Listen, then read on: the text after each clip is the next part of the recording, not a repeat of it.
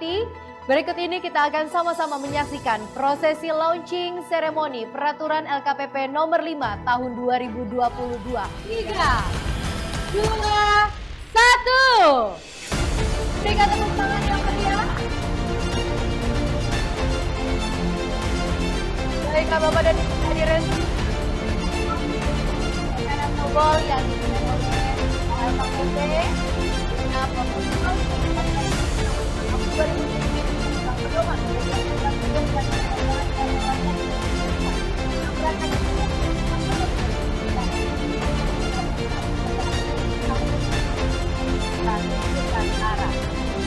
Dan kami persilakan tentunya kepada Kepala LKPP.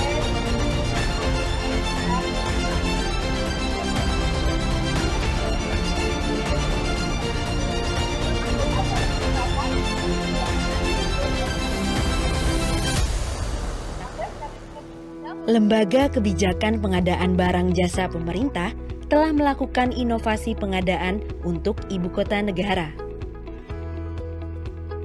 Sejalan dengan amanat Undang-Undang Nomor 3 Tahun 2022 tentang Ibu Kota Negara dan berdasarkan Peraturan Presiden Nomor 62 Tahun 2022 tentang Otorita Ibu Kota Nusantara, LKPP telah resmi menerbitkan Peraturan LKPP Nomor 5 Tahun 2022 tentang pedoman penyediaan infrastruktur dan pengadaan barang jasa yang lainnya dengan kekhususan. Peraturan LKPP tersebut diberlakukan untuk Otorita Ibu Kota Nusantara, kementerian, lembaga, dan pemerintah daerah yang akan melaksanakan proses pengadaan barang jasa dalam rangka persiapan, pembangunan, dan pemindahan IKN, serta kegiatan lainnya sesuai dengan rencana induk dan perincian rencana induk Ibu Kota Nusantara. Peraturan LKPP Nomor 5 Tahun 2022 disusun guna mewujudkan Ibu Kota Negara yang berkelanjutan melalui pemberdayaan ekonomi dan sosial. Langkah-langkah pemberdayaan tersebut meliputi pengutamaan penggunaan produk dalam negeri dan usaha mikro kecil, pemberdayaan pelaku usaha lokal skala kecil, penggunaan tenaga kerja lokal dan material lokal dengan memperhatikan aspek lingkungan hidup. Inovasi kebijakan pengadaan barang jasa terdiri dari 3 pilar utama, yaitu quality improvement, percepatan proses bisnis, dan fleksibilitas pengaturan. Pilar pertama yaitu quality improvement terdiri dari 4 substansi inovasi. Performance-based contract, engineering, procurement and construction, supplied by owner, dan sayembara atau kontes dengan beauty contest. 5 substansi inovasi dalam pilar kedua, percepatan proses bisnis, repeat order untuk barang atau pekerjaan konstruksi maupun jasa lainnya, kontrak payung untuk jasa konstruksi, panel pelaku usaha, design and build pekerjaan sederhana, dan e-purchasing jasa konsultansi. Pilar ketiga, fleksibilitas pengaturan, pembayaran kontrak melalui turnkey modified, dan SDM pengadaan. Dalam hal yang tidak diatur kekhususannya, maka berlaku ketentuan Peraturan Presiden tentang pengadaan barang jasa pemerintah serta peraturan turunannya. Peraturan LKPP Nomor 5 Tahun 2022 hadir dan menjadi bukti nyata dalam mendukung terwujudnya Ibu Kota Negara sebagai kota dunia untuk semua.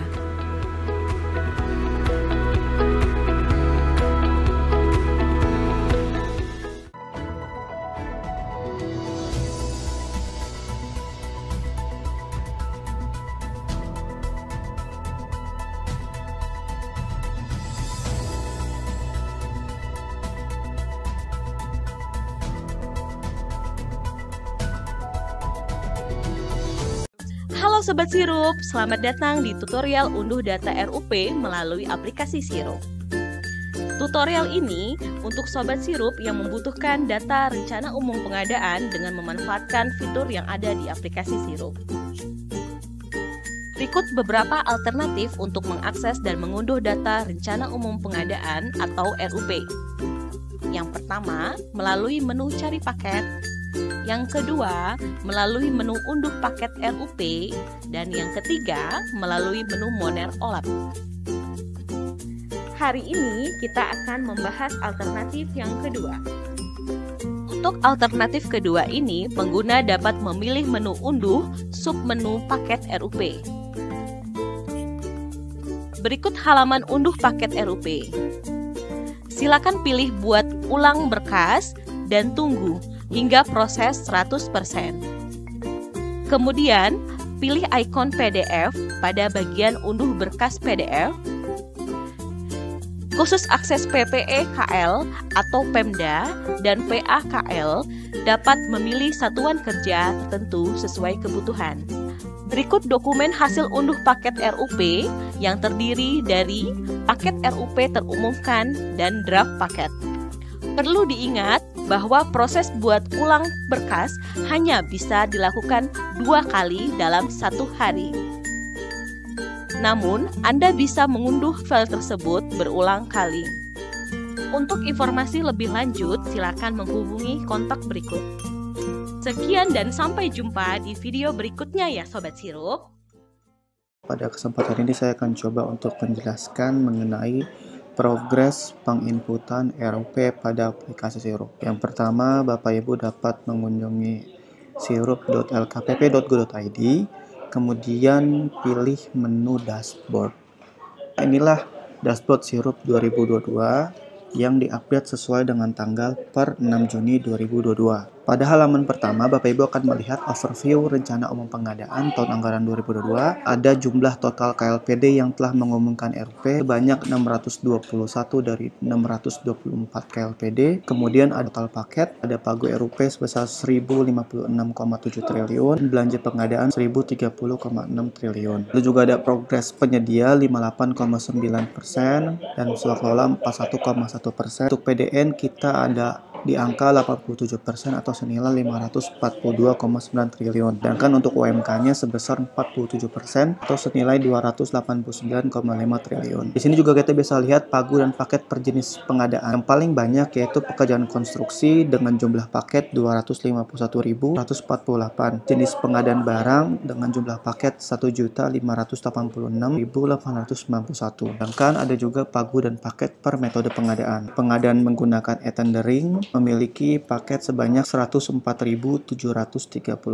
metode pengadaan langsung dengan jumlah paket 2.096.184. Kita juga bisa melihat data PDN per jenis pengadaan bahwa sebanyak 52% itu adalah pekerjaan konstruksi, 28% barang, 15,1 yaitu jasa lainnya. Selanjutnya untuk UMK per jenis pengadaan. Pekerjaan konstruksi UMK sebesar 40,9%, lalu ada barang sebanyak 35,1%, dan sisanya ada jasa lainnya dan juga paket pekerjaan jasa konsultasi. Selanjutnya Bapak Ibu bisa lihat di sini ada RUP KL dan RUP Pemda. RUP KL berisikan seluruh rekapan RUP seluruh kementerian lembaga yaitu sebesar 79% dari 100%. Kita juga bisa mencari nama KL tersebut sesuai dengan nama instansi Bapak Ibu masing-masing. Selanjutnya nanti akan muncul data informasi lainnya. Kemudian juga kita bisa melihat pagu dan paket per jenis pengadaan di Satker tersebut, metode pengadaannya, jenis pengadaan, PDN, dan UMK-nya. Kita akan lanjut ke Pemda. Pemda juga sama, kita akan bisa melihat perhitungan RUP-nya. Data yang tampil di sini seharusnya menunjukkan angka 100%. Apabila melebihi dari 100%, ada kemungkinan kode akun rekening belanja pengadaan yang di luar dari standar khusus dari ketentuan DJPK Kemenkeu. Nah, di sini kita bisa cari satu persatu Pemda mana yang mengalami kelebihan input tersebut.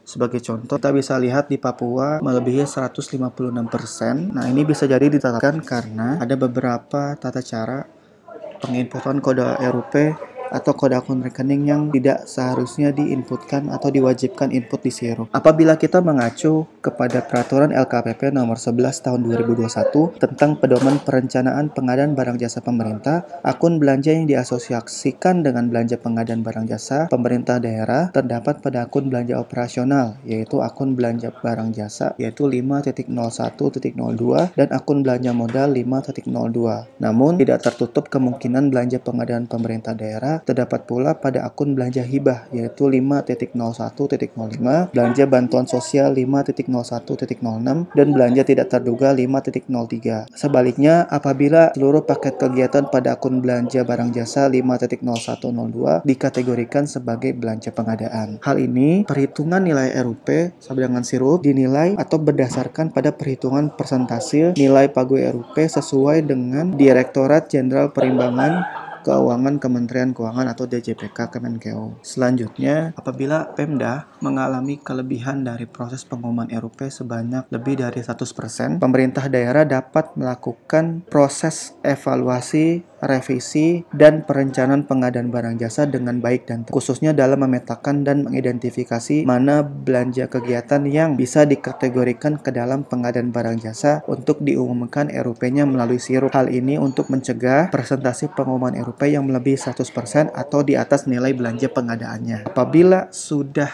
dilakukan pengecekan lebih lanjut, Pemda dapat melakukan pembersihan data pagu ataupun paket-paket pengadaan apabila pagu-pagu atau paket tersebut di luar dari sifatnya yang non-pengadaan. Apabila ditemukan kode akun pada data paket-paket pengadaan, Bapak Ibu selaku Pemda dapat menghapus paket-paket tersebut yang tidak sesuai dengan belanja pengadaan pemerintah. Selanjutnya, setelah melakukan proses pembersihan data paket dan pagu pengadaan, Pemda dapat melakukan klarifikasi nilai PBJ dengan bersurat kepada Direktorat Perencanaan, Monitoring, dan Evaluasi Pengadaan agar dapat dirubah lebih lanjut persentase pengisian RUP di aplikasi sirup.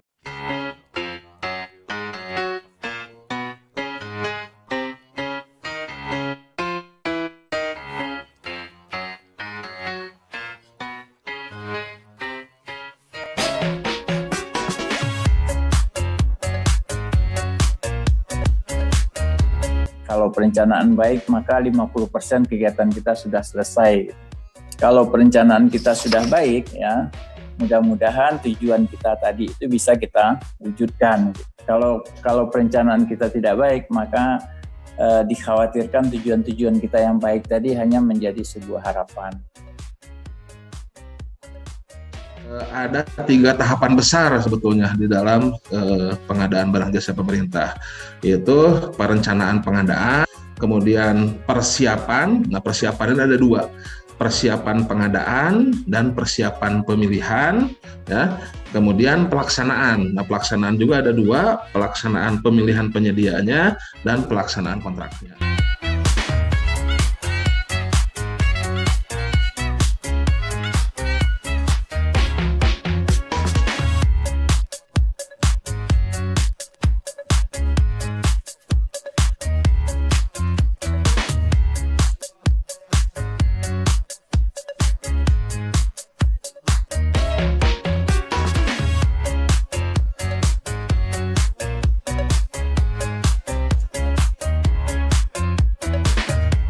Ada peribahasa yang mengatakan rencana tanpa perencanaan hanyalah sebuah impian. Nah, oleh karena itu memang untuk kita bisa mewujudkan rencana kita dibutuhkan kemampuan untuk membuat perencanaan yang baik. Nah, mudah-mudahan kegiatan dispenser yang sudah dilakukan selama 7 sesi ini bisa sekurang-kurangnya menambah kompetensi kita, mengurangi gap kompetensi kita, ya, di dalam perencanaan, sehingga tugas-tugas perencanaan yang dibebankan kepada kita itu akan bisa kita laksanakan dengan baik, ya.